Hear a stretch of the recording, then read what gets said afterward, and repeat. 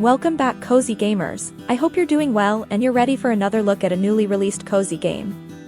Today I'll be chatting about Closer the Distance, which was released on 2nd of August. But before we jump into the video, I would love it if you could hit that subscribe button to join my online cozy gaming community. Now let's have a look at Closer the Distance. Closer the Distance is a story about a small oceanside town called Yesterby. The town has fallen on some hard times, and its small community is trying to bring the town back to life. Unfortunately, their troubles seem to have no end. On this night, they are met with more tragic news.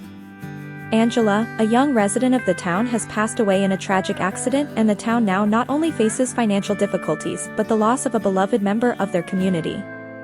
And this is where your story begins. Angela is the main narrator, and she's trying to guide her friends and family through this difficult time and help them move on. At first, Angela will work through her younger sister Connie, who can hear her voice. Ange will show us memories of events leading up to her death and interactions she had with others in the community.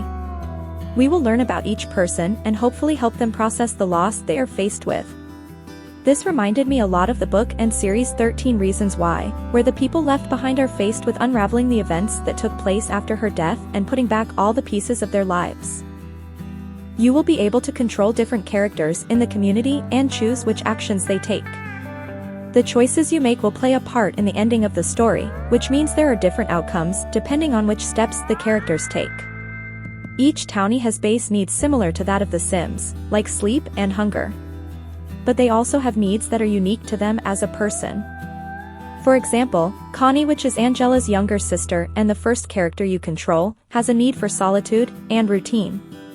And then Galia has base needs like health, which demonstrates her need for being physically active and eating healthy.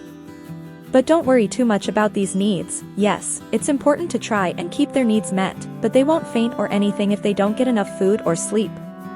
I thought the different needs for each character was a great way to demonstrate that different people have different personalities that will affect what they see as important in their lives. I think I could definitely relate to Connie most because I hate breaking routine and I'm an extreme introvert, so solitude tends to suit me best. All the characters are voice acted, which helps to keep the player immersed in the story, which is something I appreciated. I enjoyed watching all the townies continue with their daily lives as you figured out what your next steps should be. The main topic in this game is loss and how different people express and process their grief.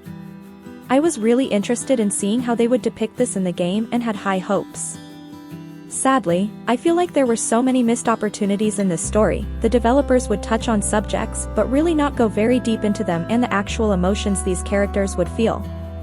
I honestly would have loved it if they had gone deeper into these topics or perhaps limited the number of topics that were touched on to really focus on some of the key elements. Different people process loss differently, and they showed this in the story with characters turning to alcohol, religion, becoming angry, and just not accepting what had happened, which are all great examples of how people will react in times like these. But all the emotions behind them seemed almost superficial, and I really wish they had delved deeper into these topics. As someone who lost a parent at a young age and seen how tragedies like these can tear families apart, I feel this game was lacking in this department. I honestly had high hopes for this game, but it almost felt like the creators were wary to really explore the touchier subjects. By the time I had reached the end of my first playthrough, I kind of felt disappointed. I didn't feel like anything had really changed or was really resolved. It felt like a sudden end and so much was just not done. This game is meant to have multiple endings, so I will do a few more playthroughs to see if any of my questions get answered, but I feel like things were just unfinished and some players might not do multiple playthroughs to get all the answers they want.